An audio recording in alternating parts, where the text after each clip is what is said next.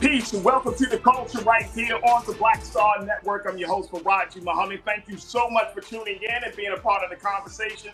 Folks, we got a lot to talk about. First and foremost, let's talk about the National Urban League State of Black America report and how they have identified that there are some big factors that have threatened democracy for Black Americans. We'll have that conversation. Also, we're going to talk about legendary and iconic actor Morgan Freeman, who had some very, very interesting things to say about Black History Month and the title of African American. We'll have that discussion. Plus, today is Monday. We're going to be checking in with Dr. Bridget, MD, for this week's Reclaim Your Wellness and a whole lot more. So stay with us. It's all happening on today's edition of The Culture right here on the Black Star Network. Let's go. Woo!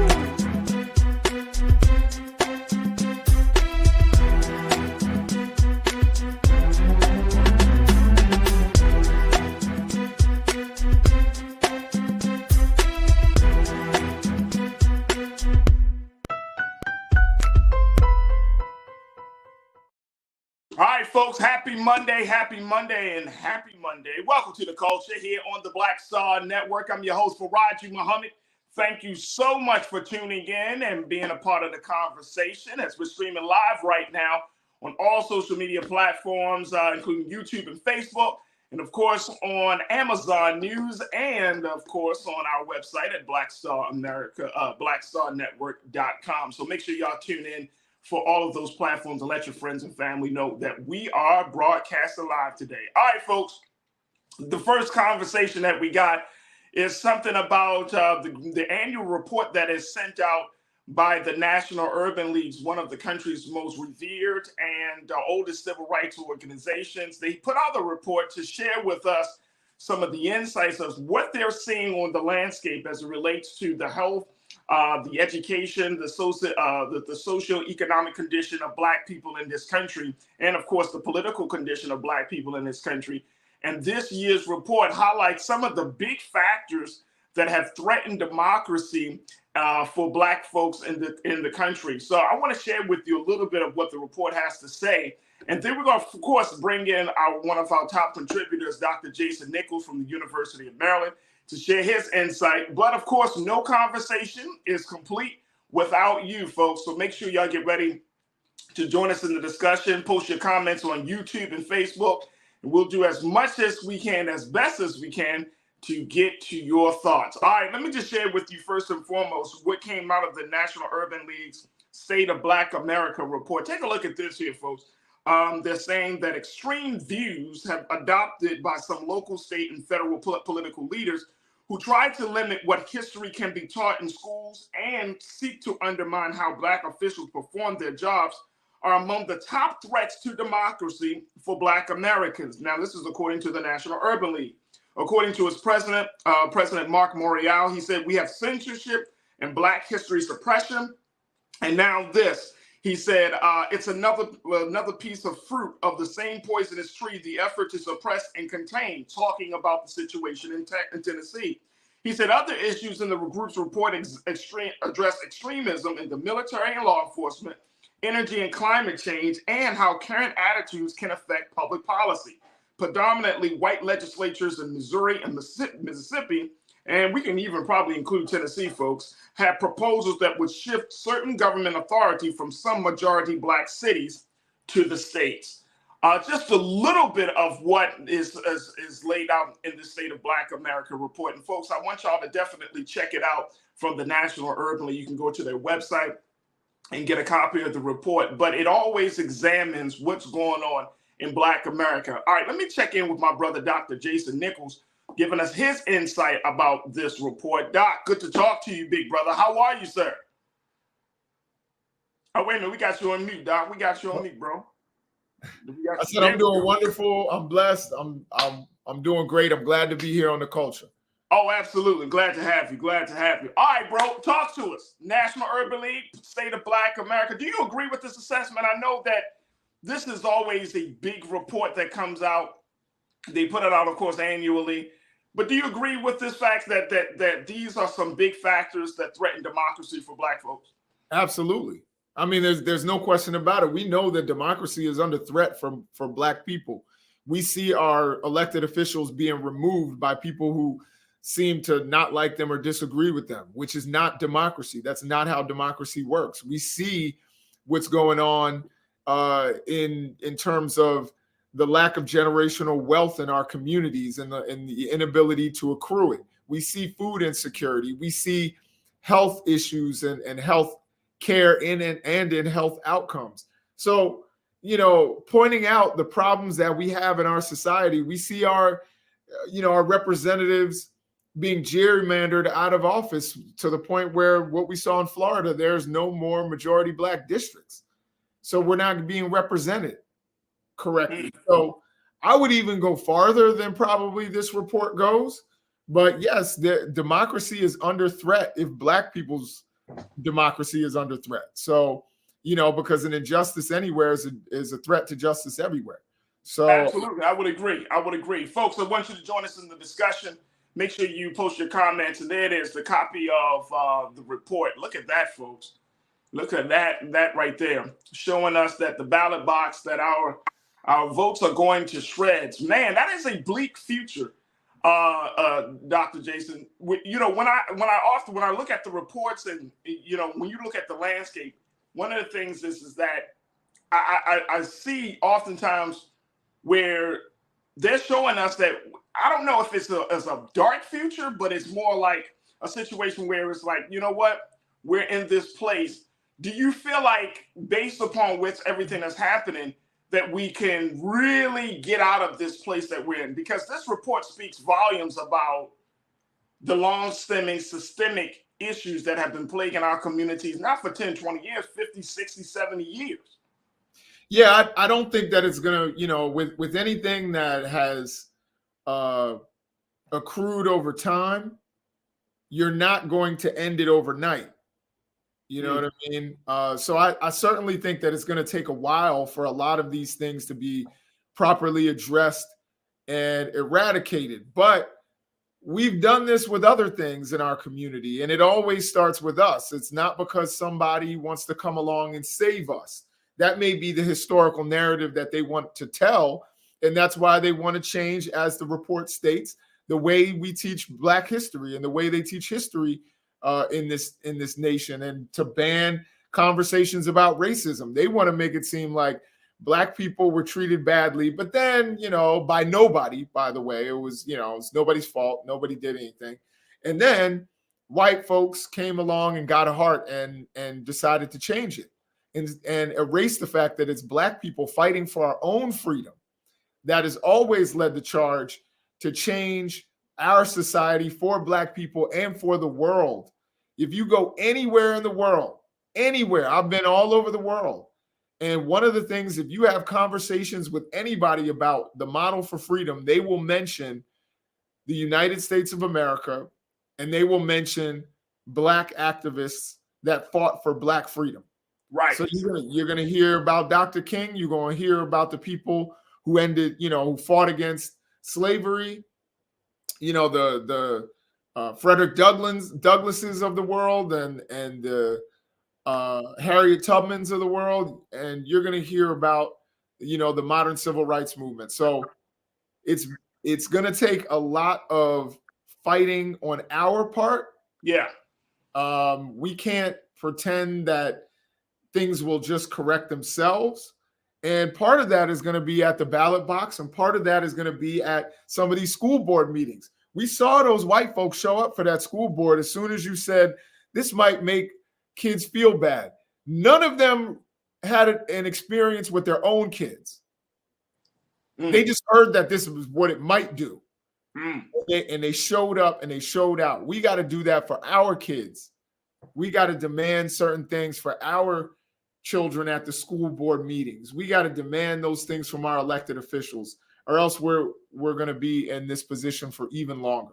Absolutely. Folks, join us in the discussion as we check in with Dr. Jason Nichols. Here's a couple of things. One is, folks, we are actually doing another live stream with around this issue where Bishop William Barber, is holding a Moral Monday event in Tennessee. He's going on that right now. So that is happening. But these type of events, and I love the Moral Mondays events. I love the work that Reverend William Barber is doing, because I think it speaks to the direction. I mean, he's of course kept that going from the great Dr. Martin Luther King, but it speaks to the level of organizing, the level of consistency that is required to address this situation. And I think that is the important part of this whole process, is that we have to be consistent, bro, to if we're serious about eradicating some of these big issues, we have to be consistent. We often say, and this is something I hear often, and I'm sure you do too, you can't just show up when it's election time. We say that to the politicians, but I think there's a segment of the community, Doc, where we show up when it's election time. You know what I'm saying? Like, we get ultra political when it's election season, but then on those awful years, we stay quiet. We're just trying to do, we're not involved as much. And how do we change that dynamic? Because I think that's a huge part of it. So let me actually even add to that a little bit more. One of the things that really troubled me in the 2020 election was a lot of times what I saw from, for example, Brother Charlemagne, the God, right? Right. He had all of the, Democratic nominees for president during that election cycle on his various platforms and various shows. And he asked them a question that a lot of Black people wanted to hear. And that was, what are you going to do for Black people? Right. That was like his question. I have a problem with that question. And the reason is because why are we waiting for them to tell us what they're going to do for us? Why aren't we saying, this is what we want? These are the items of our agenda. How many of these items are you going to commit to? Don't let them tell you, well, how about this? How about that? You know what I mean? You tell them what you need and what you want. And I think a lot of times we are in this kind of reactive state where it's like, you give us what you want. We want to know what you're going to give us, instead of just saying, hey, these are the things that we want. We are an organized community. These are the things that we desire. How many of these agenda items? We have a 15-point agenda. How many of these agenda items are you going to take? And one person might be like, well, I'll take 9. I'll commit to 9. And one person may say, I'll commit to 11. And then somebody else might say, I'll commit to 13. The person who commits to 13 gets the vote. Hey, look, I'm going to stop you right there because we got to take a quick pause. I want to speak to that. I want us to talk about that, because the energy for waiting for someone versus, and like you said, being reactive versus the energy to be proactive, two different energies. Two different energies, Brother Jason. Man, I'm so happy that you brought that up. Folks, we got to take a quick pause. When we come forward, we'll continue the conversation with Dr. Jason Nichols. I want to hear from you. Post your comments on our YouTube and Facebook chat, and stay with us as we're broadcasting live on Black Star Network and, of course, on Amazon News. You're tuned into The Culture right here on the Black Star Network.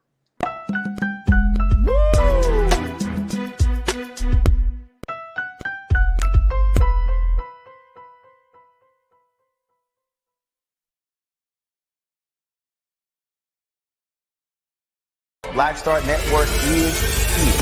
Oh, no punch! I'm real revolutionary right now. Thank you for being the voice of Black America. All momentum we have now, we have to keep this going. The video looks phenomenal. See, there's a difference between Black Star Network and Black-owned media and something like CNN. You can't be Black-owned media and be scared. It's time to be smart. Bring your eyeballs home. You dig?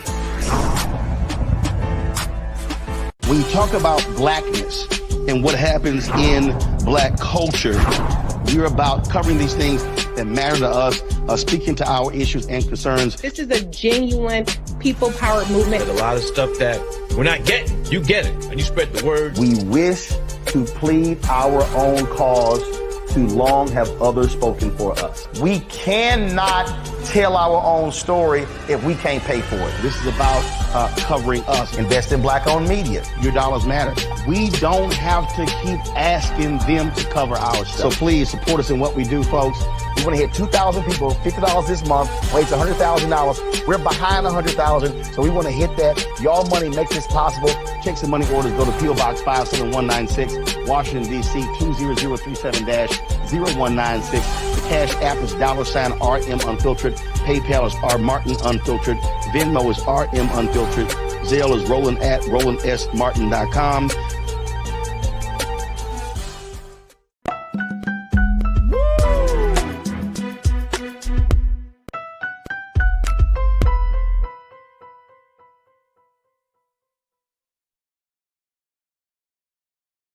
All right, folks, welcome back to the show. Welcome to the culture here on the Black Star Network. We've been talking about the National Urban League State of Black America report. And Keenan, let's show that clip. Yep, there we go. Under siege, folks, talking about some of the big factors that have affected democracy for Black people in this country. And as you can go to the website, the National Urban League's website, to see, take a look at what has been highlighted in this report. And this is a report that's put out annually by the Civil Rights Organization to give us a snapshot of some of the big challenges and, of course, some recommendations on what we can do to address these issues. But as you can see from the cover all throughout, and it's a beautiful report, but it also speaks to the areas that we need to focus on. And I'm so happy that, you know, we can have a conversation about the state of Black America on a regular basis as it relates to this report. My brother, Dr. Jason Nichols, checking in as he does every Monday here on The Culture, made a huge point. Folks, I want to bring my brother in. You made a huge point. There is a difference of energy. There's a difference of intention between waiting for someone to do something for you, which is reactionary, as you mentioned, and I totally agree, versus being proactive and identifying those things that you need done. Because as we know, as the saying goes, those who are closest to the problem are the ones who are most qualified and closest to the solution.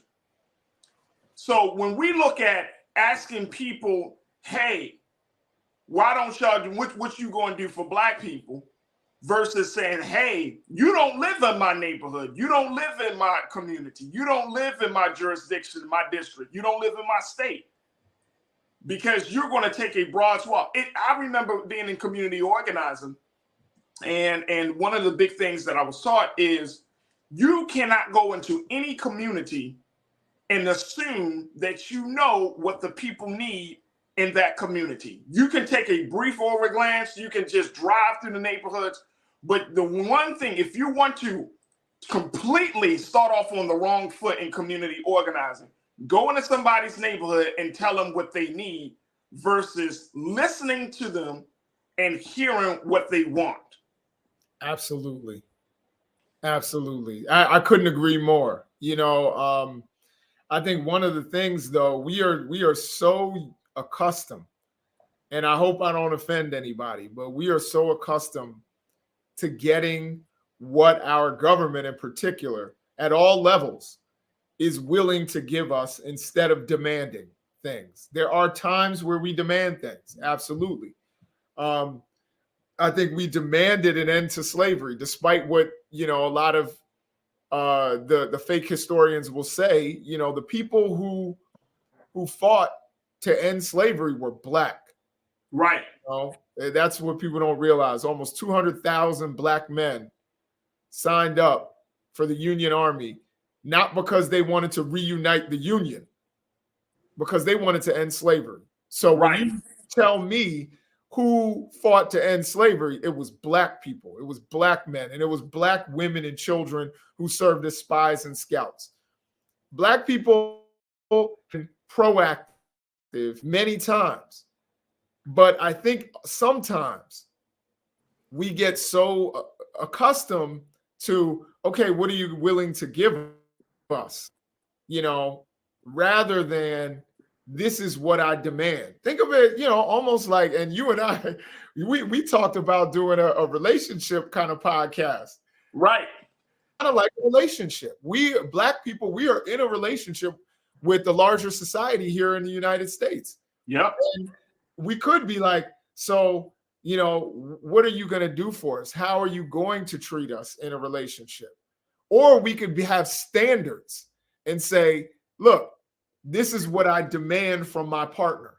Right. I demand this. I demand that. I demand to be treated well. And I think that we as a community who's in a relationship with the larger American society, we need to start making some demands and saying, look, are you willing to cooperate, particularly to our elected officials at all levels, including Black ones, including your mayor, your city councilmen, your aldermen, certainly going all the way up to your congressman, your senator, and of course, your president. But those off-year elections are important. We want accountability, something we screamed a lot about. We want accountability from our police. Did you know that your sheriff is an elected position? Did you know that your DA is an elected position? Those are places where we can make a difference.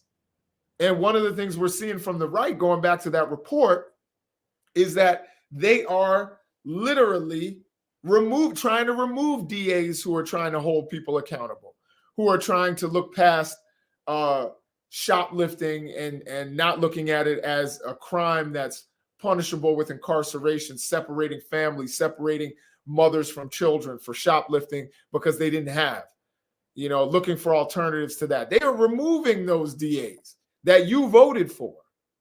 So we need to be proactive. And when we are proactive, we need to make sure that our rights and our votes are respected. Absolutely. Absolutely. Absolutely.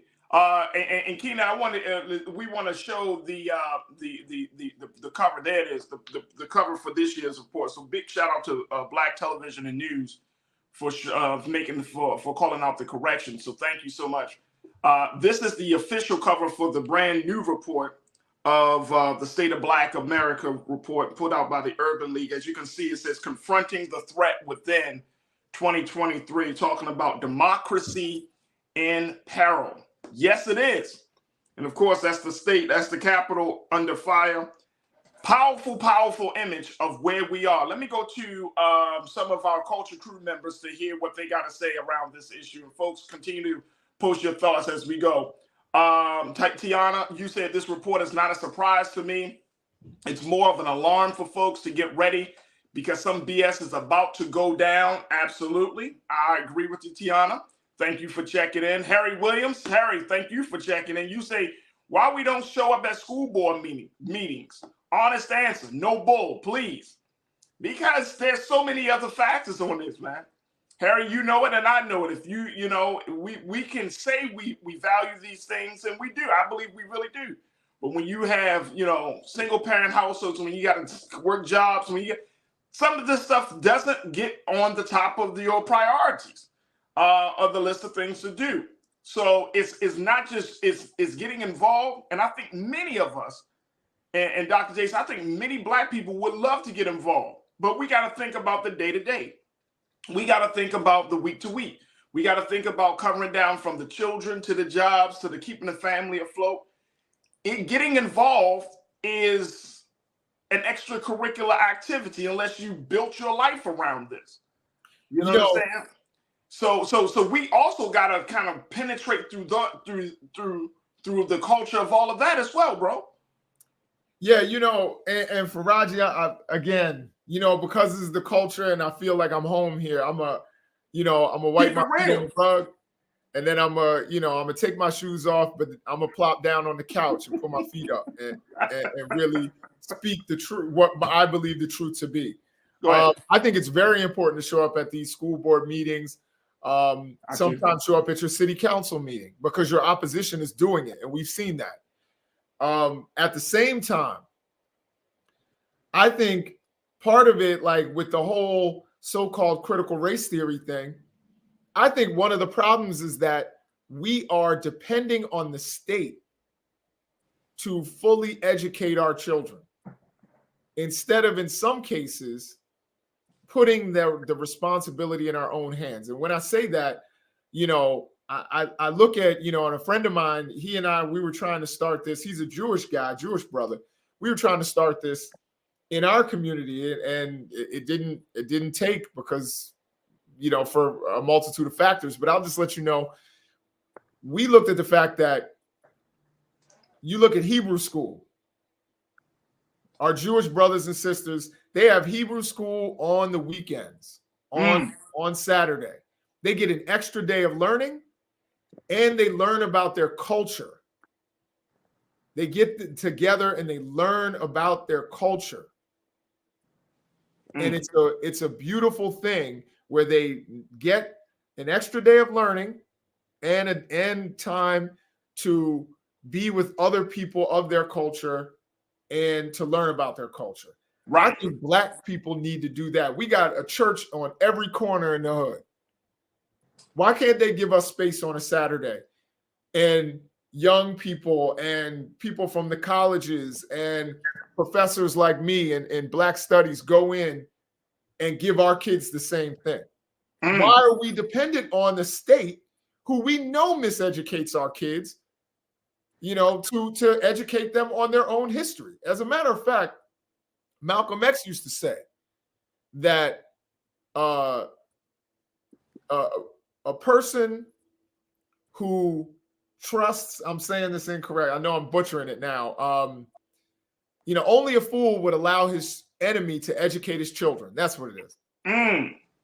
So why are we depending on the state that we know put us in the position that's in that report to fully educate our children? Why aren't we in all the churches and all that given space and people volunteering to teach Black history lessons? These are things that I think we need to take ownership of, that in the past we've done. Right. That's what SNCC did. They had their freedom schools. That's what the Black Panther Party did when they had their liberation schools. Why can't we do that now? Why are we so dependent on the state? That doesn't mean that you don't make it two-pronged, because white kids need to learn Black history too. Come on. So we need to actually be at those school boards and talk about the importance.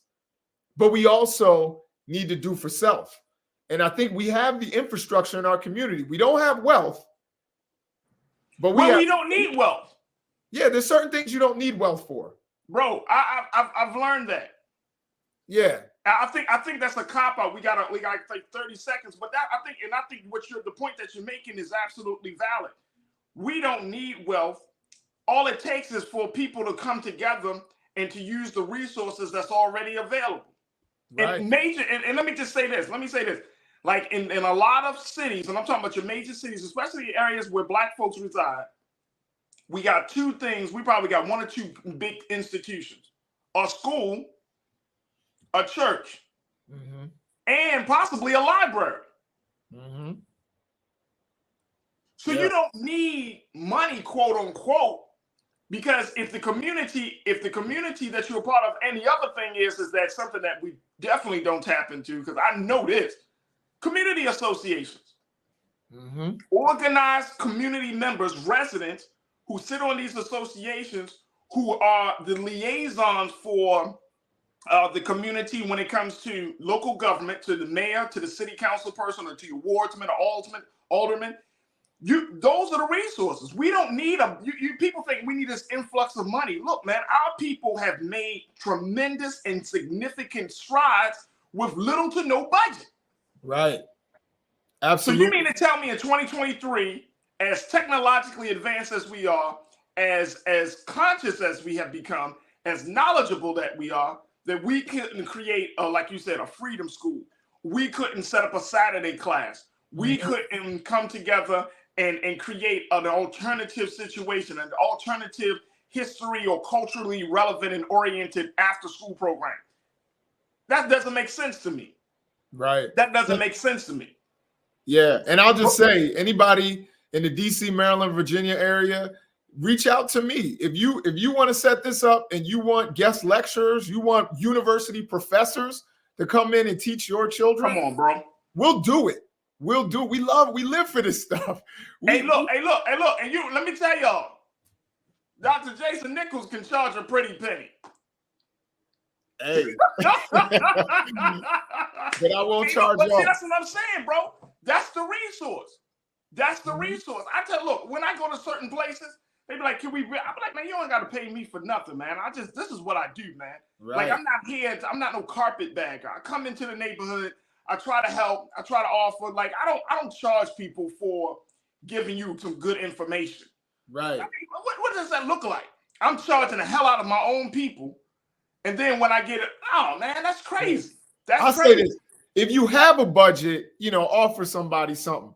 But if you don't have a budget, if you're in West Baltimore and you got, you just got a couple kids together and got a space, you don't have to pay me anything. Don't have to pay me nothing. Don't have to pay me nothing, brother. And I think that's an excellent point. Look, I got to take this quick pause. When we come forward, let's continue to talk about it. Folks are still checking in as we talk about the State of Black America report. We want to talk about that. And I'm going to throw it in the mix. Let's throw in the mix to something because as we talk about the State of Black America, Morgan Freeman just recently did a rare interview about his ideology around Black History Month and being called African American. I'm going to throw that in the mix as well. So stay with us. A lot to cover in this final few minutes of our first hour of the culture here on the Black Star Network.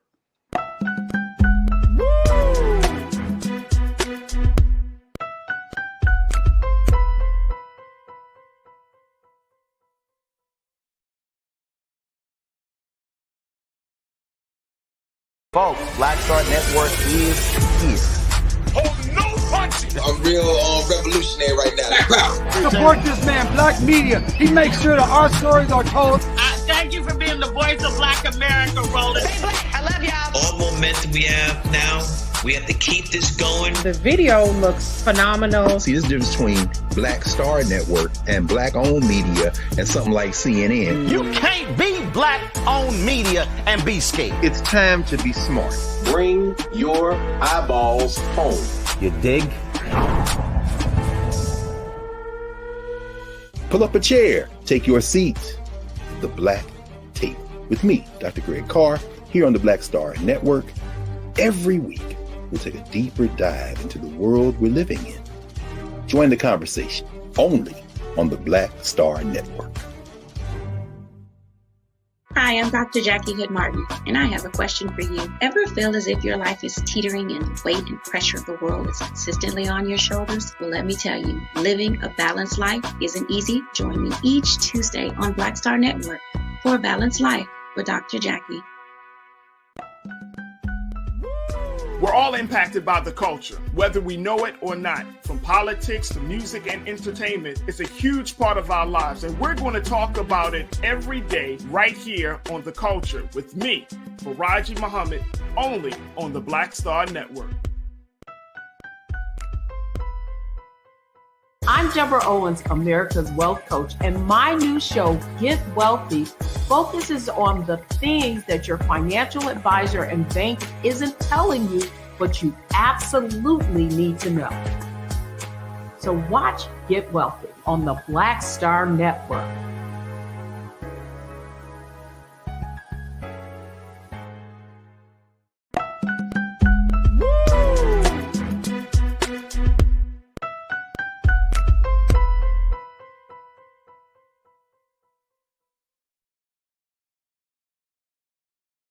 All right, folks, welcome back to the show. We've been talking about the State of Black America. This is the annual report that's put out by the National Urban League and sharing what folks have to say about where we are in this country, how, according to this report, democracy is in peril for Black Americans. And again, folks, I would highly advise that you check out this report as it speaks to a number of issues that we're all facing, that we discuss on this show, on Brother Roland's show, and other shows on this platform. And it speaks volumes about where we are and how far we still have to go, the great work that we still have to go. I've been checking in with my brother, Dr. Jason Nichols from the University of Maryland, as he's a lecturer out of the African American Studies Department there, as we had this conversation. Let me throw this in the mix, and then I'm going to throw something else in the mix around talking about your guy, Morgan Freeman, Doc. We're We're gonna throw that in the mix. But here's something else that the report mentioned. Let's go to quote number 2 on this. The report mentioned that in many ways the report mirrors concerns evident in recent years in a country deeply divided over everything from how much K through 12 students should be taught about racism and sexuality to the legitimacy of the 2020 election. 40% of voters in last year's election said their local K through 12 public schools were not teaching enough about racism in the United States, while 34% said it already was too much. Now, this is according to Associated Press Votecast, an expansive survey of the American electorate. 23% said the current curriculum was about right. About 2/3 of Black voters said more should be taught on the subject, compared with about half of Latino voters and about 1/3 of white voters. Violence is one of the major areas of concern covered in the Urban League's report, especially in light of the 2022 mass shooting at a grocery store in Buffalo, New York.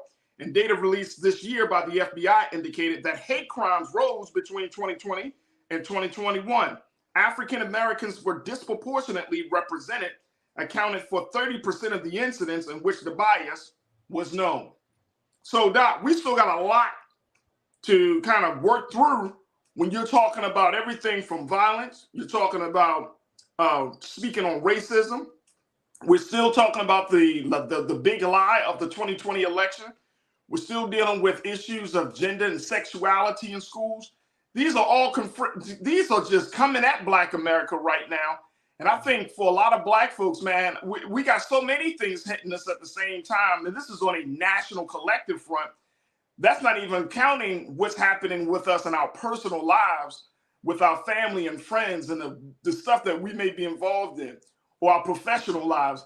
I mean, it's just going to keep our heads spinning, bro.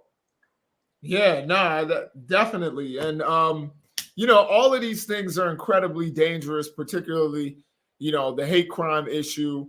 I think there was a lot of talk about some of the hate crimes that happened to other ethnicities, and rightfully so. But there's still, you know, Black people still lead the pack, you know, and people where hate crimes and hate incidents, which, by the way, are two different things, you know, happen oftentimes to Black people.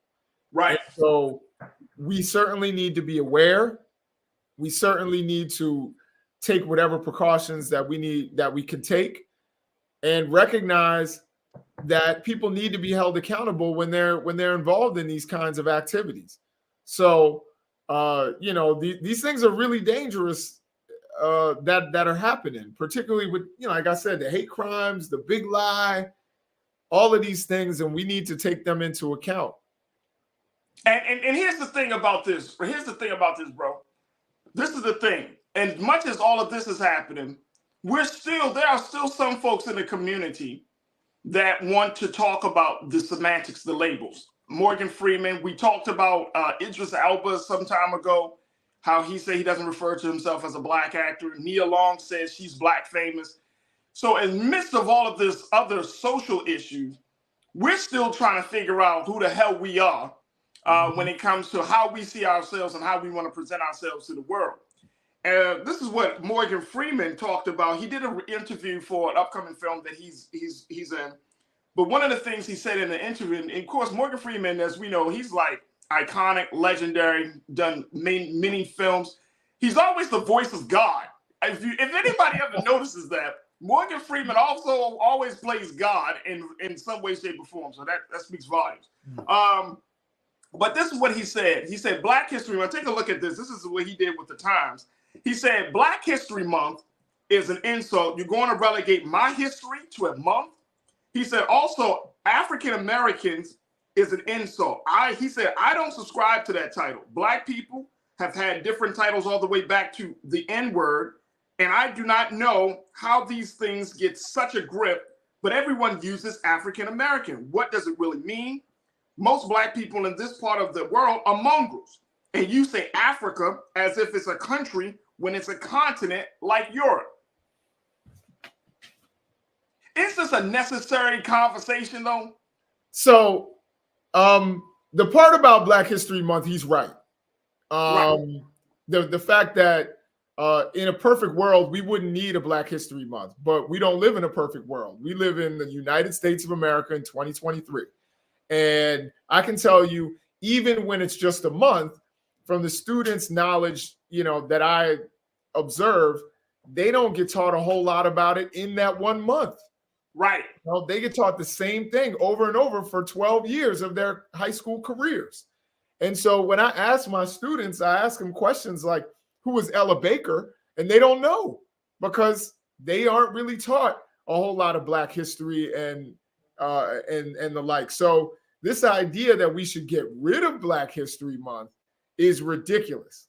Now, I agree, we should have Black history every month, but we don't even do it in the 1 month. So I think right for the time being, we still need Black History Month. And we know from that report that we were referencing earlier, they're trying to get rid of the little parts of that, right, of what we already have. Now, first of all, I would not trust, even though he's the voice of God, let's remember, God was still driving Miss Daisy. If you remember correct, Wow. Why you gotta say it like that, bro? I'm just saying, you know what I mean? He was still servicing a white lady. But let me just say, first of all, don't trust anybody who talks about race but calls human beings mongrels. Like, that was kind of scary altogether. You know what I mean? Like, you don't call human beings mongrels. That's not an acceptable term. Might as well call them the N-word. Now, as far as African American is an ethno-national identity, the way it was originally conceived, it was supposed to be the descendants of enslaved Africans here in the United States.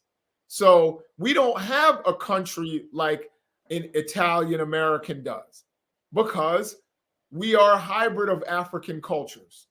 That was stolen from us, number one, from our ancestors, and we're a hybrid of different African cultures at this point. So we can't say I'm a Bantu American, or I'm a Hausa American, or I'm an Akan American. We can't say that. So what do we know? We know the region we're from. We know we're from Western Africa. And so we are African, and we also know that we fought for this country in every military conflict this country has ever had. We have earned our citizenship more than any other group around. So we are African Americans, But now, I gotta take a quick pause. But here's the thing. Is it necessary for us to have this conversation? And I'm just saying, in light of the big picture, right? Because I've been in the spaces where we want to go back and forth. I've been on social media. I've been in real life. And I'm like, at this point, considering everything else we got going on, all of the challenges that we're facing, can't we just accept the fact that we're dark-skinned Black people in this country that are catching hell as a result of white supremacy? Or do we got to go into, no, I'm not dark-skinned. I'm more of a granite color. You know what I mean? So it's like, what are you doing? This is like splitting hairs in semantics. So look, we're going to continue the conversation. We got to take a quick pause. When we come forward, more from Dr. Jason Nichols. I want to hear from you folks. What's your take on Morgan Freeman? What's your take on where we are in the state of Black America? Let's continue the discussion here on The Culture, right here on the Black Star Network.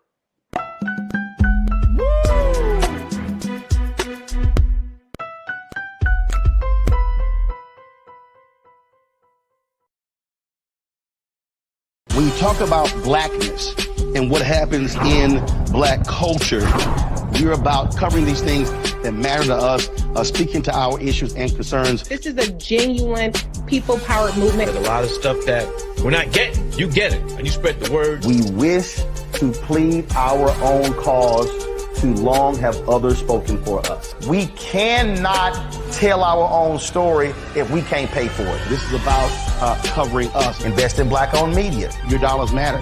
We don't have to keep asking them to cover our stuff. So please support us in what we do, folks. We want to hit 2,000 people, $50 this month, raise $100,000. We're behind 100,000, so we want to hit that. Y'all money makes this possible. Checks and money orders go to P.O. Box 57196, Washington, D.C. 20037-0196. Cash App is $RM Unfiltered. PayPal is R Martin Unfiltered. Venmo is RM Unfiltered. Zelle is Roland at RolandSMartin.com. Pull up a chair. Take your seat. The Black Tape with me, Dr. Greg Carr, here on the Black Star Network. Every week, we'll take a deeper dive into the world we're living in. Join the conversation only on the Black Star Network. I'm Deborah Owens, America's Wealth Coach, and my new show, Get Wealthy, focuses on the things that your financial advisor and bank isn't telling you, but you absolutely need to know. So watch Get Wealthy on the Black Star Network.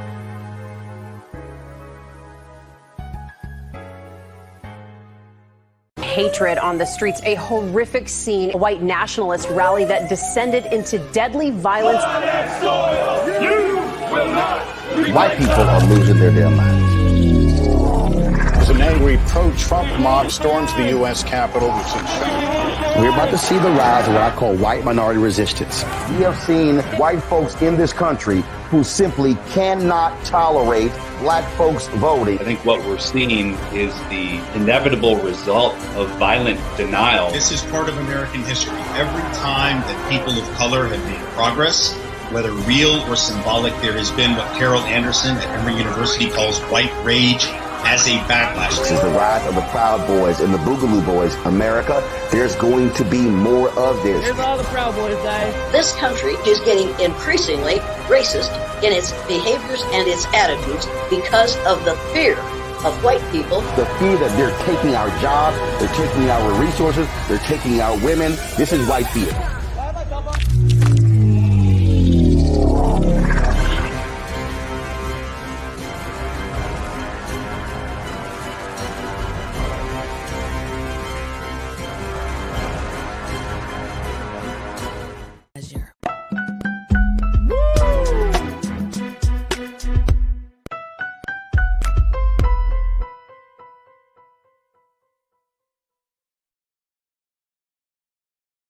All right, folks, welcome back to the show. We've been talking about the state of Black America coming out from the National Urban League. We also been talking about Morgan Freeman and some of the remarks that he said about Black History Month, how he doesn't believe that his history and our history can be relegated to a month. Facts, I believe that. But then he came out with another statement saying that Black folks, he doesn't accept the term of African American, that Black people are mongrels.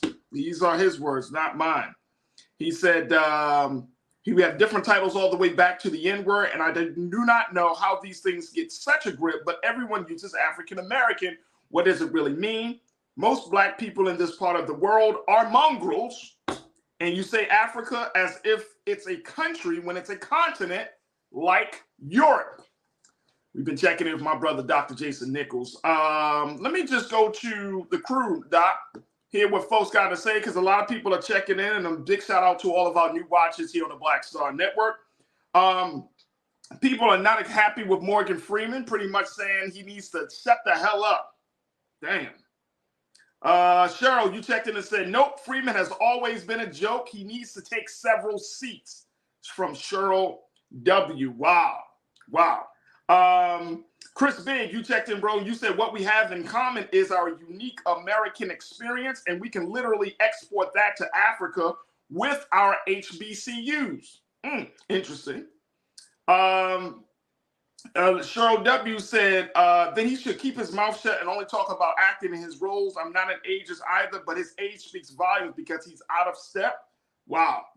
Danita, you checked in. You said we are the only nationality that will answer the question with American at the end. When you ask others what their nationality, they simply say Mexican, Italian, etc. That's an interesting point. Interesting point. But is it because maybe we built this damn country? I mean, first thing, I get what y'all saying. I get you. I get you, Danita. Trust and believe, I get you. But there would be no America if it wasn't for us. Yeah. So I mean, we got to carry that, right? I mean, do we carry that, Doc? Do we embrace that? Because I do know. I mean, I often call myself black. I just say I'm a black man, right? But I do understand that at the same time, and of course, black is not a country, black is not a continent. You know what I'm saying? But at the same time, it's like, aren't we from America? I mean, didn't we build this country? Didn't we make this country the superpower that it is? Don't we own this part of the country, whether it's through history, whether it's culturally? Yeah. No, you know, it's interesting. I call myself all of that.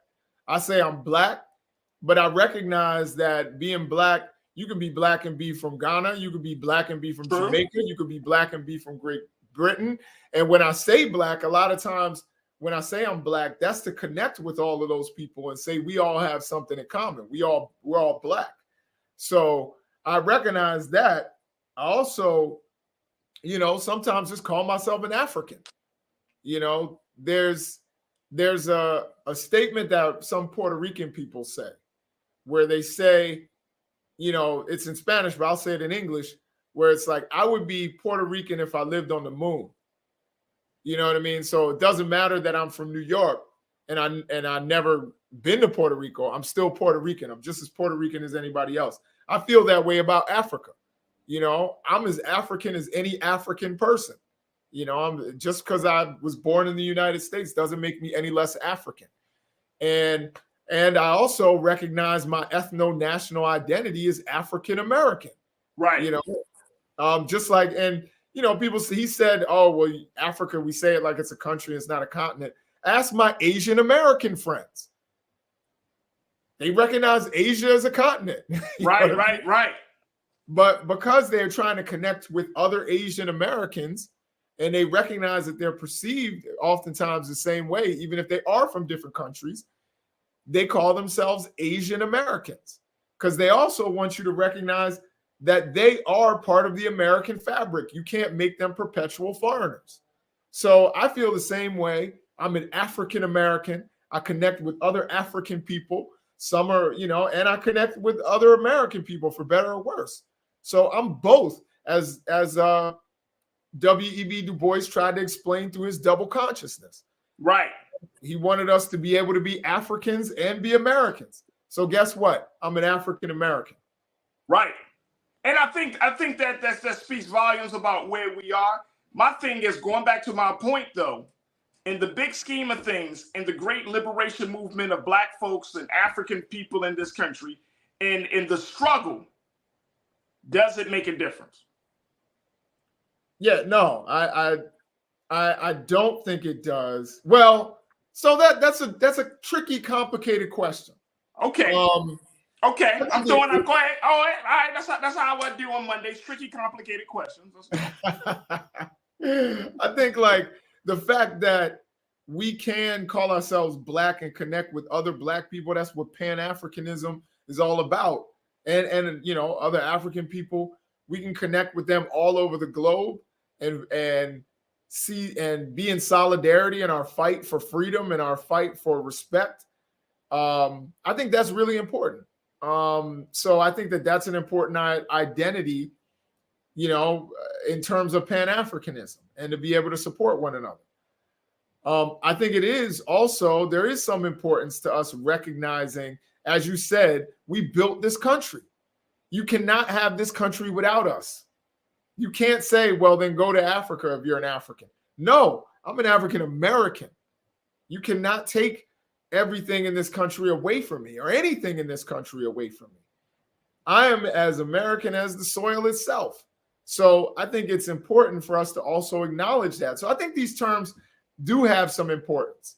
They got some importance, but you know, and somebody brought it up, and I didn't hear her say this, but I think it's interesting that a lot of times when they're talking about progress being made in this country, Black folks seem to be very quiet about how much of impact we make on progress in this country, whereas other people seem to be very loud about it. Sandy, you pointed out, you said, I remember when Eva Longoria said the election was won by the grit of Latino women, she had to apologize. Dr. Jason, in the final minute or so we got, how come black folks, we don't boast? Like it's like this undercover thing. Even when we talk about Joe Biden's election, right? Like he had to say it in a public way. Like, if it wasn't for you, I wouldn't be here. But it's not a part of the culture for us to boast. Like, even though, and I say this, and I'm saying this with all due sincerity and no shade to any group of people, the reason that we are seeing progress in this country is because of the struggle of black people. Yeah, no, absolutely. You know what I'm saying? Like, we can't, well, let's own this. Like, I don't care whether you're talking about a group of people, Latinos, Asian Americans, whether you're talking about a segment of the population, LGBTQ. Nobody had to go and set the path for civil rights, for human rights, and had to go under the trials and the fire of trying to establish human rights if it was not for black people in this country. This isn't racism. This is just facts. We had to go through that. We had to go through all of the mess to cut through all of the bullshit in order for other people to walk down the clear path. And it seems like we can't say that. I say it all the time. I think black people in America, African Americans, or whatever term that you choose to use, we have been the moral leaders for not just the United States, but the world over. Now, of course, there have been other freedom struggles around the world, and I'm not minimizing any of them. And I think part of that is because we are in the middle of empire. We are in the most powerful nation in the world, which would not be as powerful as it is without the genius, the efforts, and the labor of black people. But when it comes to freedom and democracy as it exists, it was the efforts of black people that made democracies whole and set the model around the world. So, and certainly for anybody who comes to this country, including some of our African brothers and sisters, respect us. Respect what we did for this, right? For your right. That my Latino brothers and sisters. Come on, man. Respect that. You know what I mean? You got to respect that. Nobody has undergone, and I mean, look, this again, it's not racism as we close out. Nobody has undergone this level of this dehumanization like black people. Mm-hmm. And we have laid the groundwork for other people to get progress and to make gains and have strides. We've done that. And I'm not saying that to be up on ourselves or some type of superiority complex. I'm just saying that to understand the path, there would be no civil rights. There's no human rights conversation without black people in this country. You can't. You can't. Sure. The greatest human rights violation was the transatlantic slave trade. Debate me. Why? Because we're still feeling the residual effects of it to this very present moment. So we can't, and I'm not saying that to be like, oh, my pain is greater than yours. It's just an acknowledgement of the fact that at this point, black people deserve some liberation. We deserve to be free. We deserve to have justice, and we deserve to be seen equal. That's all I'm gonna say on that piece. I'm sorry, Mr. Morgan Freeman. You're out of touch and out of time, sir. I'm so sorry. Dr. Jason, thank you so much, brother. It's always a pleasure to have you. Very quickly, what's the name of your podcast? How can people check in? Oh, definitely check out my podcast, The Working Class Elites. Check out all the episodes. We got one, like I said, with my brother right there. That is amazing. We got some other episodes that you should check out. We're definitely going to have him back on so we can extend these conversations and continue to have them. So definitely check out The Working Class Elites. And also you can follow me on any social media that you choose. Dr. Jason Nichols on Twitter or Jason Nichols, PhD on Facebook. There it is right there, my brother. Dr. Jason Nichols, always a pleasure to have you on. Y'all can check him out every Monday here on The Culture. And guess what? My brother he gives you free jewels, folks. Free jewels. So take it as he gives it. My brother, talk to you soon. Thanks. Thank you so much. Thank you, brother. All right, folks, we got to take a quick pause. When we come forward, let's talk about Reclaim Your Wellness with Dr. Bridget, MD. Stay with us. That conversation is up next here on The Culture on the Black Star Network.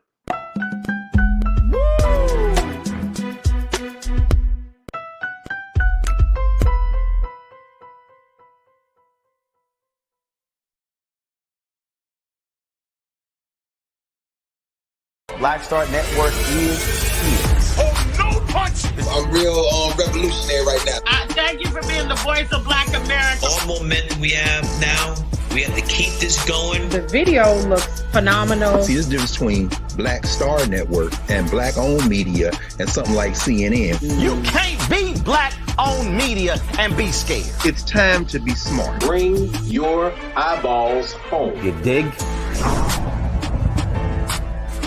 When you talk about blackness and what happens in Black culture, we're about covering these things that matter to us, speaking to our issues and concerns. This is a genuine people-powered movement. There's a lot of stuff that we're not getting. You get it, and you spread the word. We wish to plead our own cause. Too long have others spoken for us. We cannot tell our own story if we can't pay for it. This is about covering us. Invest in Black-owned media. Your dollars matter. We don't have to keep asking them to cover our stuff. So please support us in what we do, folks. We want to hit 2,000 people, $50 this month, raise $100,000. We're behind 100,000, so we want to hit that. Y'all money makes this possible. Checks and money orders go to P.O. Box 57196, Washington, D.C. 20037-0196. The Cash App is $RM Unfiltered. PayPal is R Martin Unfiltered. Venmo is RM Unfiltered.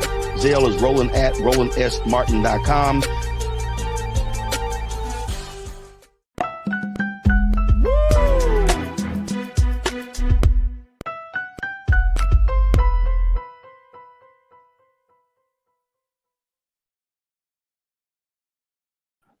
All right, folks, welcome back to the show. It is Monday, so it's time for us to talk about health and well-being. It's time for us to reclaim your wellness with Dr. Bridget, MD.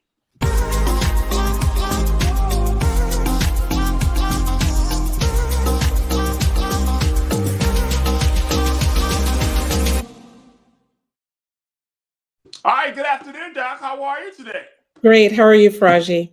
I'm good. I'm good. All right, we got a number of things that we need Yes. to talk about.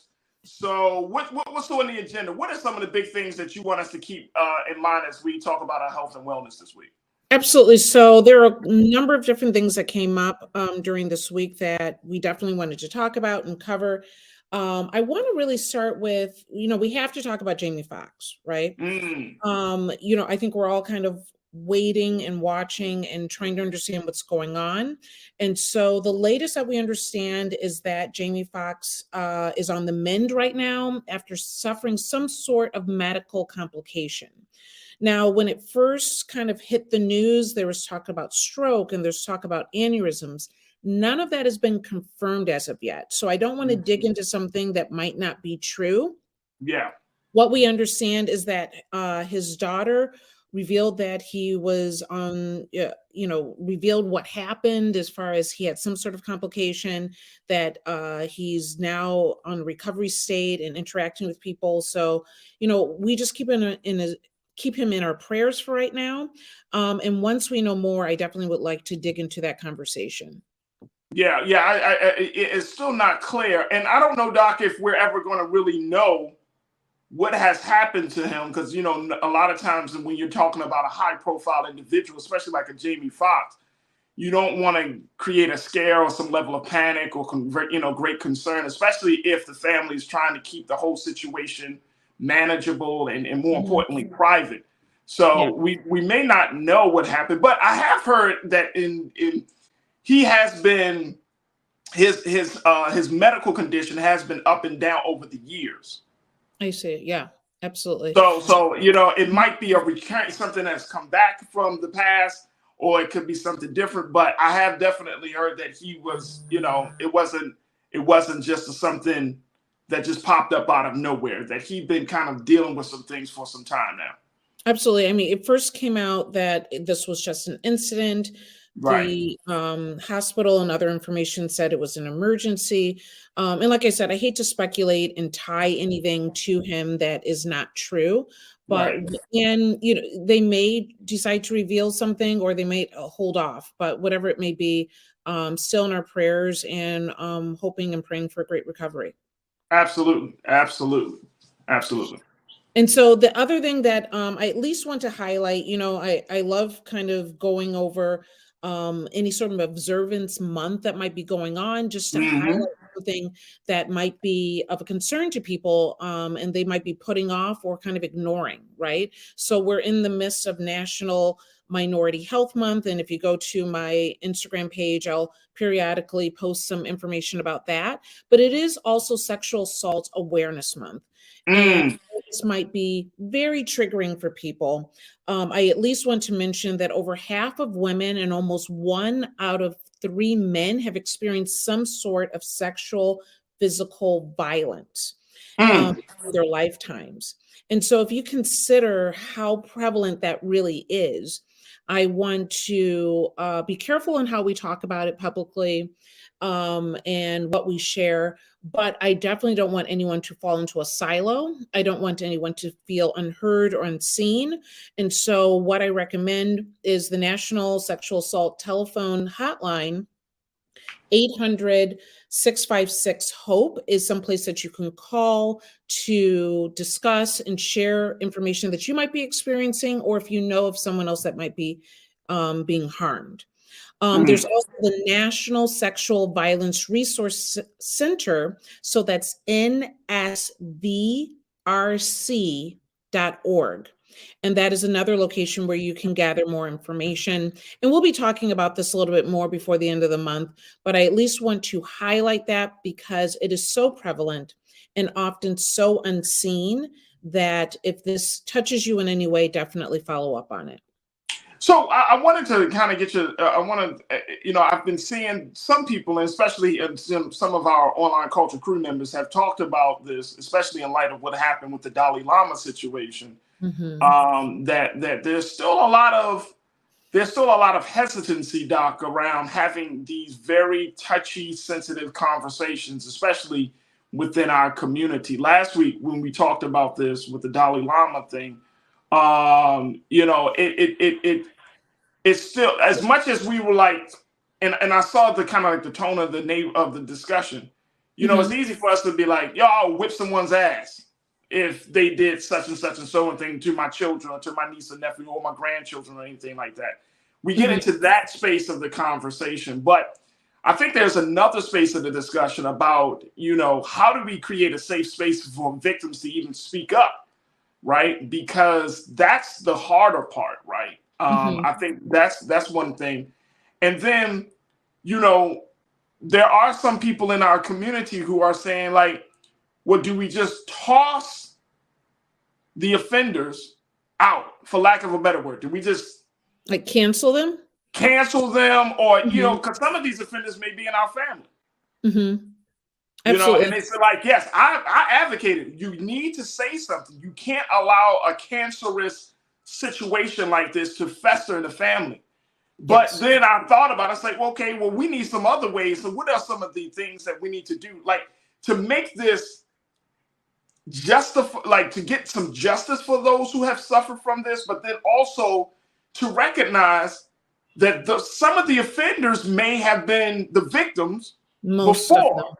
Yes. So it's like this ongoing vicious cycle, and it's easy to be like, all right, cancel them, but then it's like, if they've been offended as well, how does that resolve? I hope I'm trying to speak to the complexities of all of this. Absolutely. So I don't necessarily believe in cancel culture, because I think it just festers more problems. Right. I do believe in people that have experienced some sort of assault to not only talk about it, but continue to talk about it, because I guarantee you that they are not the only one. Okay. And not to be at all empathetic to the offender, but the majority of times the offender has been a victim themselves at some point. So the more that we talk and address the issue, I think many times in family, we, sweep this underneath the rug. We're in a different time now. You do not have to do that. There are resources, there are options, and healing is something that you should be pursuing. And when we do have that, so first of all, as far as like canceling that family member, we do need to have a protective, safe place for not only the victim, but for everyone, because it is trauma for everyone. when Yeah. this comes out. And so I think that's the problem, right? That people do not want to deal with this because it is not just trauma for the individual, it becomes trauma for everybody in that family, everybody that's involved and has touched this in some way.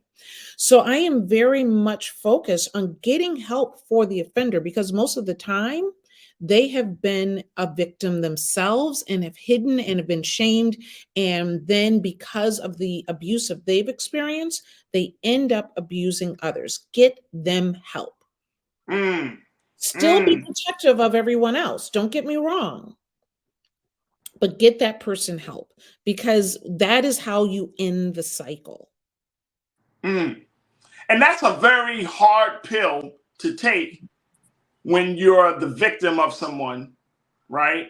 That you be the victim of someone, but then you're also asked to be compassionate, to have some level of empathy for your abuser. Well, I will be honest that it's a difficult place. And just being a family physician, I have been in a situation where we're seeing some of this behavior play out in very young kids. And they're like, oh, they're experimental. Oh, they're playing doctor. Most of the time, young kids that are way too young for that type of expression, it's because that child is being victimized by someone else. But usually we blow it off, we toss it out, we say, oh, stop doing that. And we have not seriously considered that that child is being abused by someone. Right. So, we're visualizing some older, adult that is doing this in some way or what have you.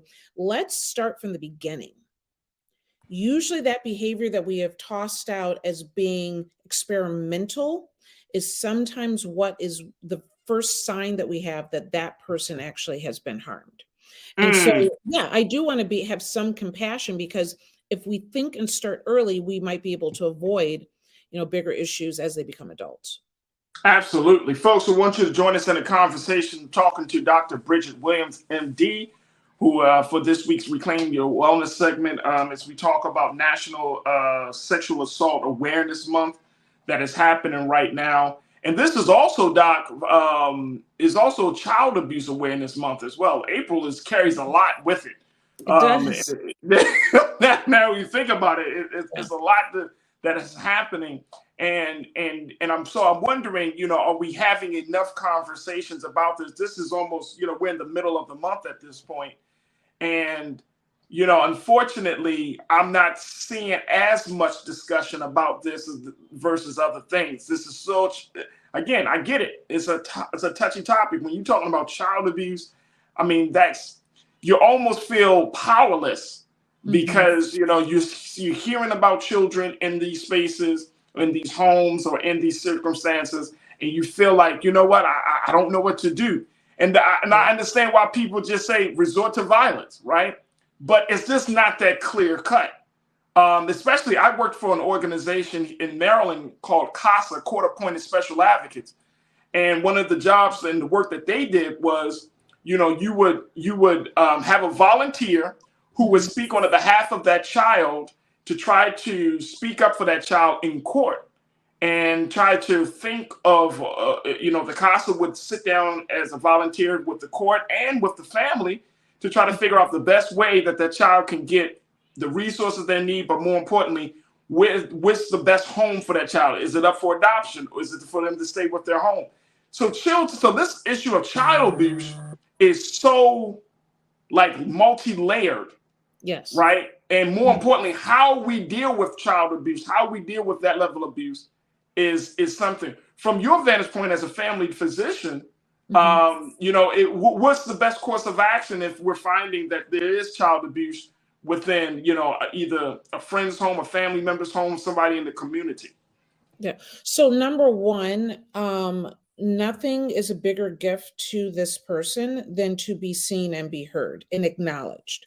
There's studies that show that when a adult, child, what have you, is ignored, not responded to, is given silence treatment, that in our brain, your brain interprets it the same way as if you're being physically hurt, hit, abuse. Okay. So you have taken someone that has already experienced a sexual assault, and now you are giving it's further abuse when you sweep it underneath the rug. So, number one, acknowledge, see, and communicate. The more it's an ugly truth, but if by the numbers itself, that ugly truth is horrific. It is everywhere. So how do we stop it? How do we, get out here and protect our family members and to protect our friends, and don't let the conversation drop because we're uncomfortable?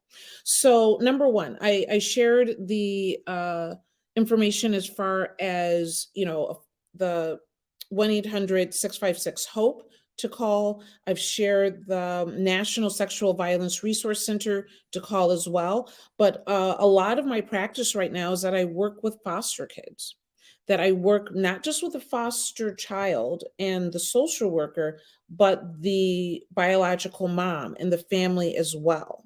And many times sexual assault is involved in these cases.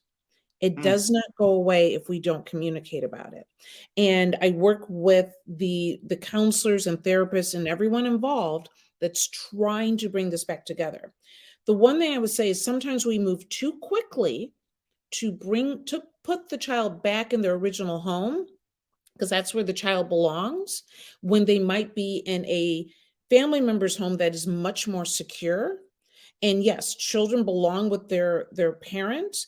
But if whatever that environment is, I'm not saying that's happening within the home itself, but whatever that environment is, sometimes we move too quickly. And I think courts sometimes move too quickly to get them back home, where home is where they are safe. And safety might not be in their home of origin. That is, and let me tell you, in that work, Doc, 9 out of 10 times, this is the high statistic around this, that regardless of how abusive or violent a home is, folks, 9 out of 10 times the child wants to go back to their home because of familiarity than they do wanting to go into a new space. Even though that new space may be safer and better for them, they still, that speaks volumes about how much of a pull and how much of an impact the home makes on a child, that they would rather go back to an abusive situation than to be placed in a new and possibly safer situation.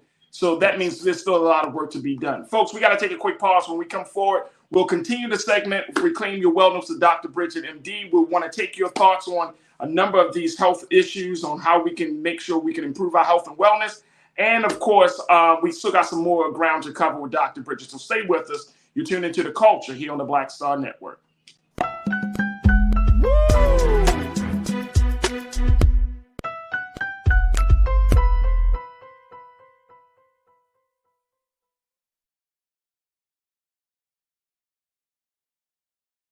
When you talk about blackness and what happens in black culture, we're about covering these things that matter to us, speaking to our issues and concerns. This is a genuine people-powered movement. There's a lot of stuff that we're not getting. You get it, and you spread the word. We wish to plead our own cause.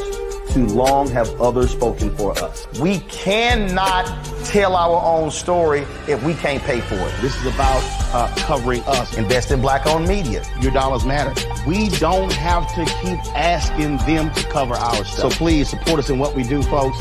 We want to hit 2,000 people, $50 this month, raise $100,000. We're behind 100,000, so we want to hit that. Y'all money makes this possible. Checks and money orders go to P.O. Box 57196, Washington, D.C. 20037-0196. The Cash App is $RM Unfiltered. PayPal is R Martin Unfiltered. Venmo is RM Unfiltered. Zelle is Roland@RolandSMartin.com. Black Star Network is here. Oh, no punch! I'm real revolutionary right now. Thank you for being the voice of Black America. All momentum we have now, we have to keep this going. The video looks phenomenal. See, there's a difference between Black Star Network and black-owned media and something like CNN. You can't be black-owned media and be scared. It's time to be smart. Bring your eyeballs home. You dig? hatred on the streets, a horrific scene, a white nationalist rally that descended into deadly violence. White people are losing their damn minds.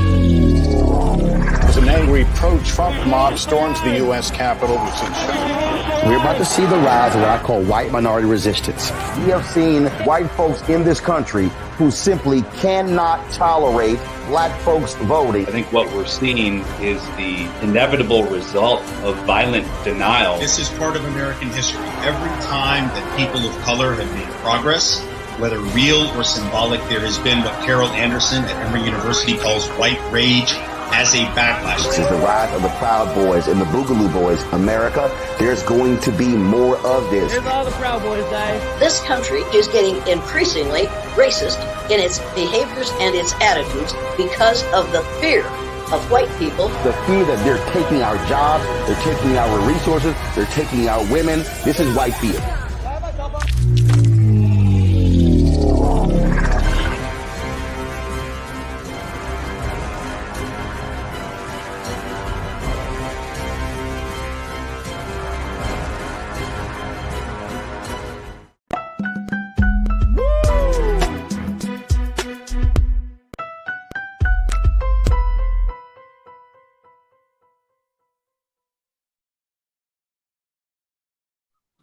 All right, folks, welcome back to The Culture here on the Black Star Network. We have been talking to Dr. Bridget, MD, Dr. Bridget Cole-Williams, MD, as we talk about reclaim your wellness. All right, let me get back to the good doctor because she got a lot more to talk about.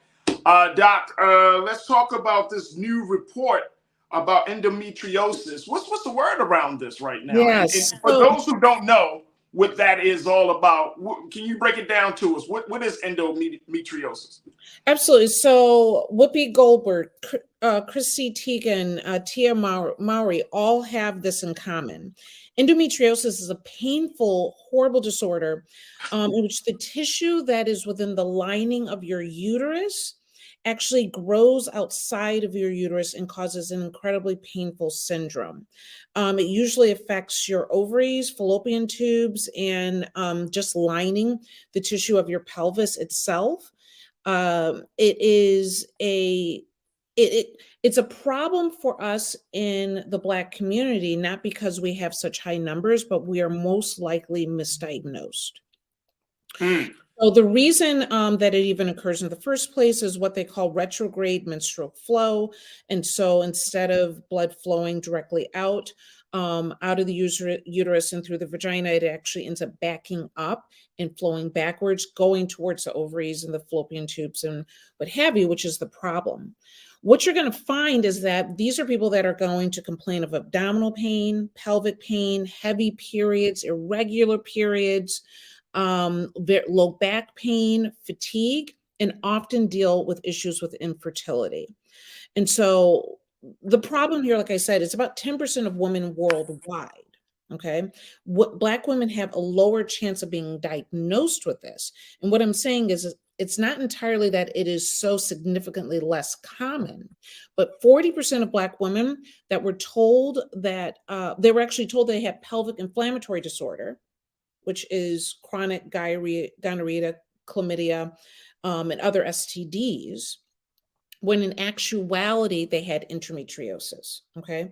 So Black women are more likely to be misdiagnosed with an STD, sexually transmitted disease, and be given just antibiotics and say, deal with it, than actually having the workup that is required for them to learn more about the endometriosis and deal with that in itself.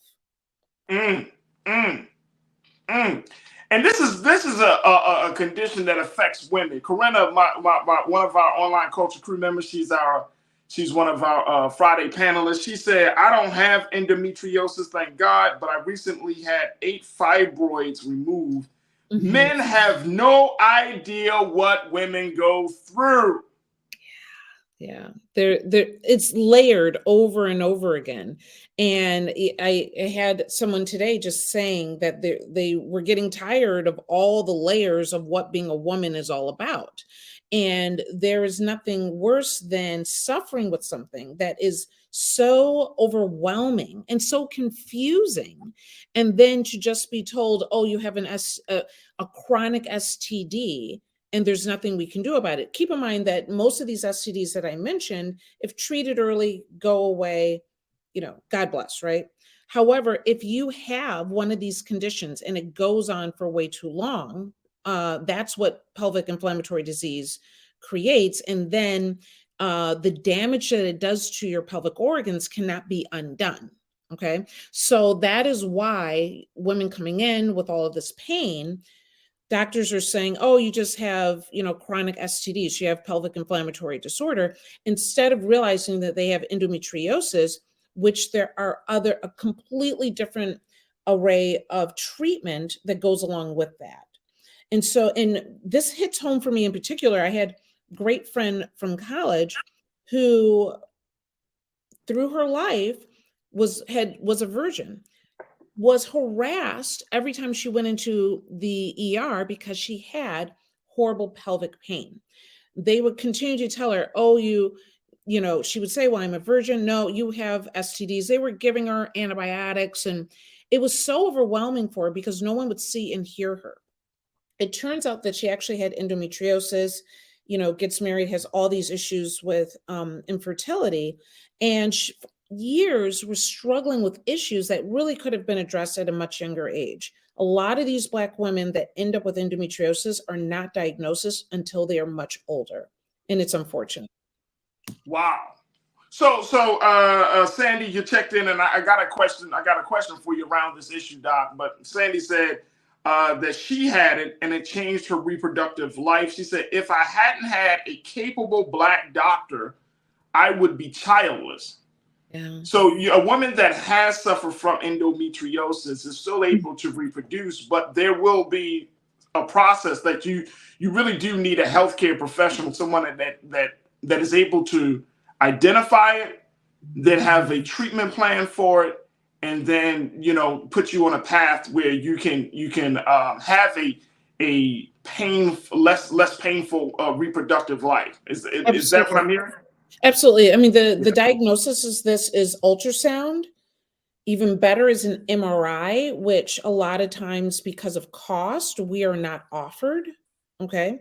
And then laparoscopic surgery to actually see what's going on there. And a lot of times we are not offered that either. And sometimes when we're offered that, we sometimes decline that because it is more invasive. But it is really, really an important part of understanding how to treat this and get to a better place as far as endometriosis. Instead of antibiotics, which you give for pelvic inflammatory disorder, the treatment is oral contraceptives. So many times estrogen, progesterone is given, whether to calm down the hormones that are there. A lot of times they're given, and they do that in different ways, progestins, hormone agonists, antagonists, different ways that's approached. But a lot of times they're given anti-inflammatories, Advil, Motrin, the ones that you're familiar with, but most likely we are given opioids. And basically we're given the opioids because of the severity of the pain, and we're sent along our way, which of course we already know the problem with chronic opioid use and addiction.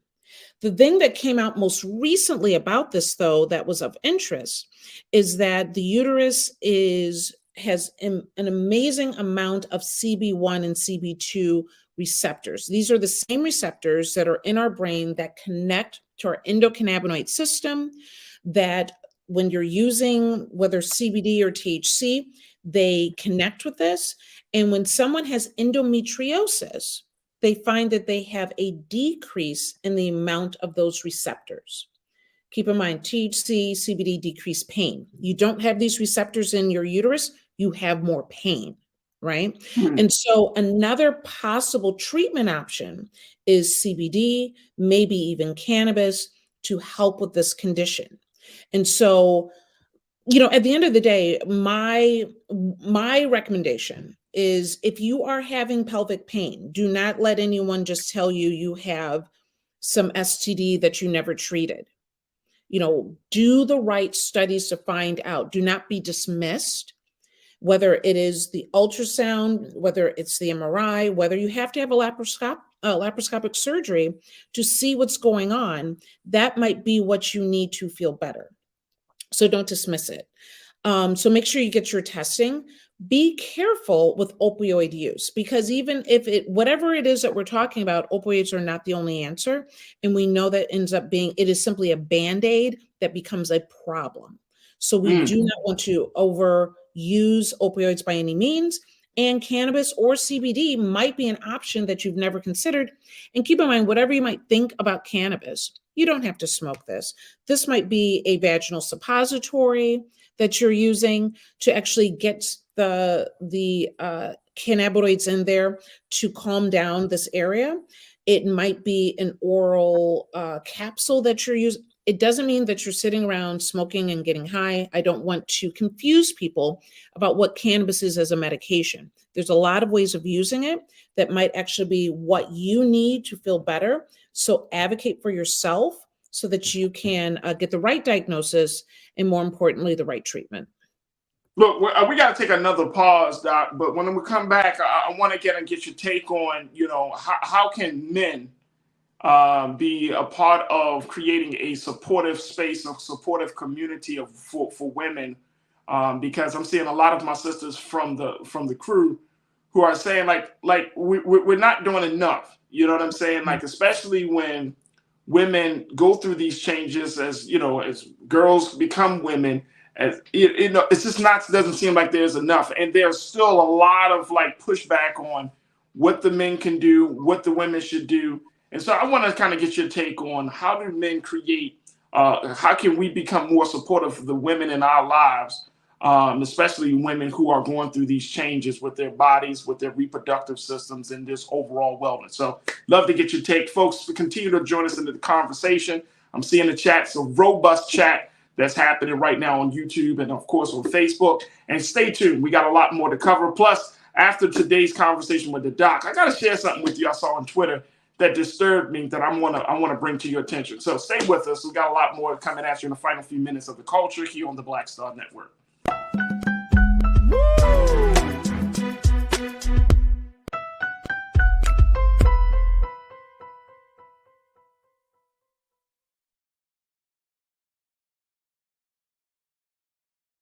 I'm Deborah Owens, America's Wealth Coach, and my new show, Get Wealthy, focuses on the things that your financial advisor and bank isn't telling you, but you absolutely need to know. So watch Get Wealthy on the Black Star Network.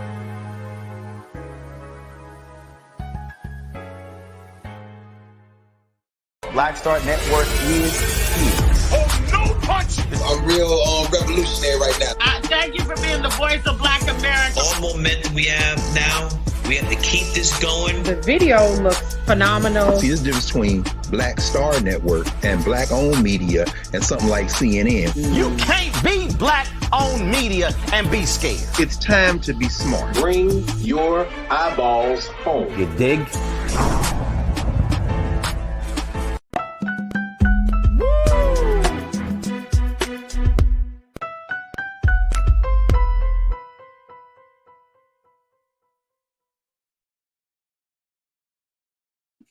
All right, folks, welcome back to the show. We've been checking in with our doctor here, Dr. Bridget Williams, MD, for you Reclaim Your Wellness. And the doc is breaking us down, talking about endometriosis, a condition, a medical condition that affects women, their reproductive system, and has caused great and chronic pain to that part of the body. And I want to bring the doctor back into the frame because I want to, for all of the brothers and all the men that are listening, doc, as you're talking about this women's reproductive health issue, how can we become supportive of this? Because here's what Lori Parks, one of our online culture crew members, said. Lori said, "Cry me a river. No men won't be able to comprehend what a woman's body goes through. An OBGYN male doctor told me that he only knows it as a medical interest. He said the female body's anatomy is fascinating. So how do I do know that there are some, male OBGYNs that see us as that. But for the men and the women and the lives of these women who go through these changes, who suffer from these medical conditions, how can we create a safe space for them? How do we be supportive? Absolutely. So I will tell you, and I might be alone on this, so come with it if I am, but I am tired of the strong Black woman narrative. Tired. It is exhausting. Like, even when we're talking about endometriosis, it is a physical condition, but it becomes a mental fatigue condition as well, and all the mental issues that go along with infertility and chronic pain and what have you. And so I think we're incredibly good at playing the role of and we are strong, but that's so exhausting. Right. And so what I recommend to men is to be an ally. If you don't know, learn. If you can understand that this might be physically taxing, offer some sort of massage, heating pads, what have you, physically. Understand she might need to rest more than others. The problem with some of these conditions that they're invisible. They're invisible to everybody around, but it is incredible. It's bigger than life for her, right? And so do not let this be invisible. Be that ally so it's not invisible to you as well. To understand that things might be more, to go for the walk if she needs to walk, be the support, provide the healthy diet, look and ask what she needs. Very independent women will not tell you, but if you invest and she can trust your interest and your support, she will share what she needs and be able to provide that. Wow. So and let me just, there we go. I love that we can be more proactive. We can create the environment for her to share these things. And how much knowledge, like should we as men, brothers, fathers, uncles, grandfathers, should we be a part of those doctor visits? Absolutely. Go to the visit, ask the questions, because when you're in it, when you're the patient, first of all, you walk out and you remember less than 10% of what was actually said. So you need an ally and that's documented research, right? So you need an ally there with the list of questions to be addressed. Everybody needs that when you're dealing with a difficult situation, 100%. Okay. So go to the doctor's visits and don't make this a hush hush topic. This is the same. When we're talking about the sexual assault, no one wants to talk about it. It goes unseen. Stop. We need to do better. We need to talk about what bothers us. We need to acknowledge those that are suffering and be of help to others. Be a part of the doctor visits, ask questions, do your part to learn more about the condition that the woman in your life is going through. And more importantly, create a safe space at the home, or whenever you're around her, to be supportive of this condition. This is something. This is something, and I hate for it to be like men aren't, critical thinkers, like we're just a bunch of, we just beating on our chests and we don't have the capacity before this. But I think a lot of men feel powerless. You know it. You've been a family physician for years, Doc. A lot of brothers who come into the doctor's, office with the women in their life, whether it's the mother, sister, wife, girlfriend, we're like just sitting there. And I hope that we can change that culture, change that dynamic. Because I've been there, I've been sitting there, and I've thought, said, okay, let me find out more about this. Okay, so this is the problem that she's having. Okay, let me, just to be present, just to be in a moment of that situation. Absolutely. Figure out what is she, because if she probably has the same questions. And unfortunately, in this day and age, going to the physician, going to the office is can be nerve-wracking and intimidating. In a time where doctors knew their patients and patients really knew their doctors, it wasn't that intimidating. Build that relationship so that you can come in and ask the questions that you need to ask. What are you intimidated about? It is your time. It is your appointment. It is your body or your partner's friend, loved one's body. There is nothing more important at that period of time, and there is not a stupid question on this planet. So do it. Communicate. We have to stop the silence that is literally killing us. Especially when men, we benefit from the pleasure. There you go. That's it. If nothing else motivates you be like, oh, you want to disregard her and all her medical situation, all her hurt and pain. Be like, what about the pleasure? Absolutely. I mean, the biggest part of this is incredibly painful sex and intercourse. Ooh. Invest in yourself if you see nothing else. Invest in yourself, right? That's how you talk to a man. Talk to our interests. This will be in your best interest, sir. Your best interest. Absolutely. Absolutely. Invest in yourself. All right, Doc. Talk to us as we close out the segment, how folks can get in touch with you. And more importantly, is there going to be an after chat tonight? Absolutely. So what I love to do is take the comments that we didn't get to address today here and on Facebook, and at 5:30 tonight at Eastern Standard Time, I will go on Instagram Live at Dr. Bridget MD, and it's a chance to continue the conversation with the after chat. So join me there. If you have other questions, you can always email me at info@drbridgetmd.com. But come on over to Instagram Live and let's continue this conversation.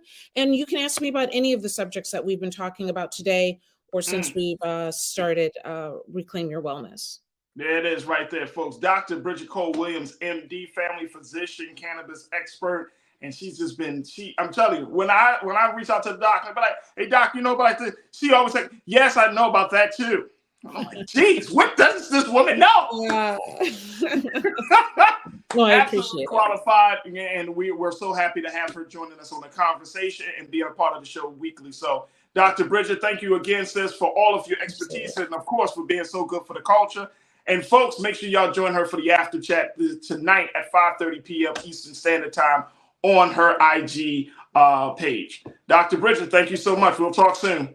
Thank you. Have a good one. You too. All right, folks, we got to take a quick pause. When we come forward, I want to share with you something I saw on Instagram, on Twitter. I thought it was disturbing. Just want to bring it to our attention. So stick around for that here on The Culture on the Black Star Network.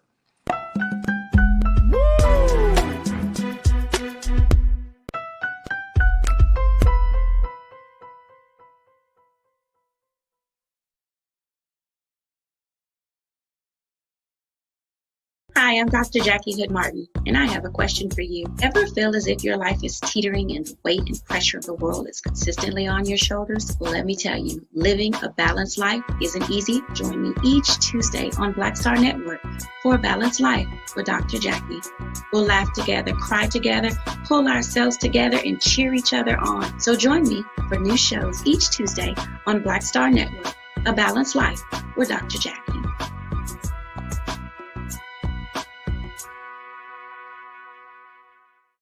Black Star Network is here. Oh, no punch! I'm real revolutionary right now.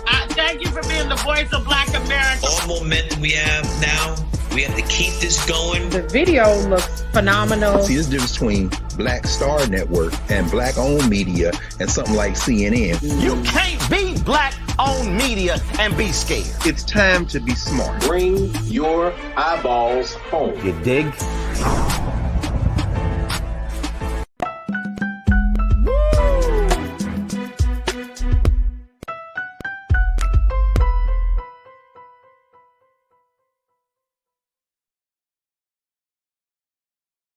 All right, folks, welcome back. Just very quickly before we end out the show, I was on Twitter earlier today, and I came across a tweet about history and more importantly, disrespecting our history. And I saw this video. Now, before we show this video, I want to just let you know, we really do have an attack on Black history and our culture. And that's why I put up today's message is the future is Black, folks.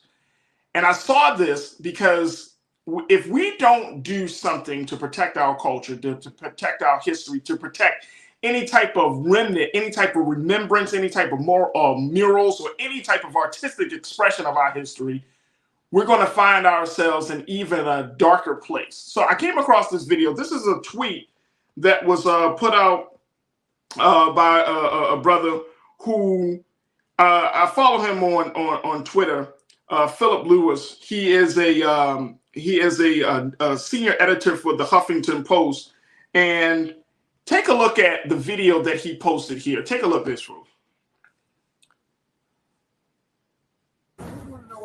Why are you defacing the black history in the DC?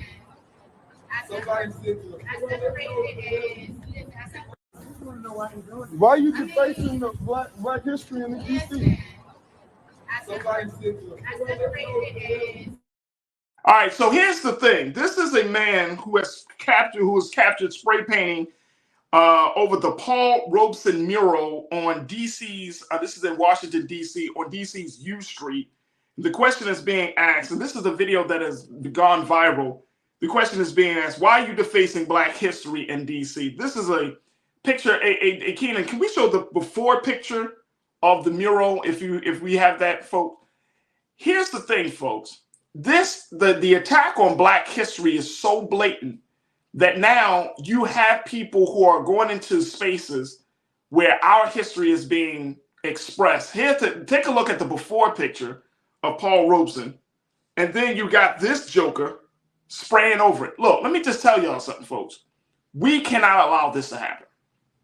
We can't allow this to happen. This man took spray paint over this beautiful mural of one of our great heroes to deface it to the extent of this.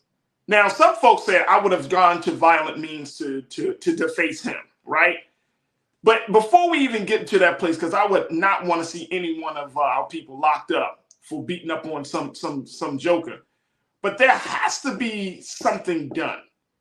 That if we're in a space and someone proceeds to deface some element or part of our history or some expression of our history, then we can't just allow that to happen without there being some sense of repercussion. You know what I mean? So I wanted to just throw this out there. And if you're in DC, you're on your U Street, I encourage us to not allow this to be a cultural thing where people can just go in and do whatever they want and deface this situation. So, you know, some people have said, well, why are we recording it instead of stopping it? And that's a good question. I understand that. I definitely understand that. Tiana, you said, why didn't anyone throw a rock at him? I mean, look, I don't know. There's something should be stopped. But right now, the face of Paul Robeson on U Street in Washington, D.C. has been defaced, has been vandalized. And we know the culprit. We see him on video, and he just doesn't give a damn. We must stop thinking that everyone cares or that people don't have the they don't have the audacity to disrespect us and our history. We must protect our history. We must protect our expression of history at all costs because this can't continue to happen. So it disturbed me. I wanted to share it with you just to see if we can at least, again, if you're in DC, if you're familiar with this guy, like something needs to be done. But more importantly, we need to make sure that the mural of our brother Paul Robeson is replaced or it's fixed or whatever the case may be. Something has to be done in Washington, D.C. So I wanted to bring that to y'all, crew. And let me know. Y'all can follow me on my social media. Let me know what your thoughts are about this. You can follow me on my Twitter page at Farajii. And you can also follow me on my Instagram page at The Real Farajii as well. But we can't allow this to happen. And I would hate for it. D.C., historic chocolate city. It may not be that way to a lot of people now. But the fact is, our history should not be erased right in front of our face. It just can't happen. All right, folks, that's going to do it for us. I want to thank my team, Joel. I want to thank my man, King Keenan. I want to thank the control room. And I want to thank Dr. Bridget. I want to thank my brother, Dr. Jason Nichols. Make sure you do your part here at the Black Star Network. Support us as we continue to do the great work of being a Black media institution. Go to our website today at blackstarnetwork.com. Also follow us on social media at Black Star Network. And of course, we need your support, financial support, sharing the content, making sure that people understand the importance of having this space. You can do that right there at blackstarnetwork.com. Stay tuned. Up next is RMU, Roland Martin Unfiltered at 6 p.m. Eastern Standard Time. Folks, as always, never be afraid to challenge what's wrong. Stand for what's right while being yourself in the process. God willing, we will have another great conversation tomorrow for another exciting edition of The Culture right here on the Black Star Network. Until then, talk to you soon. Peace.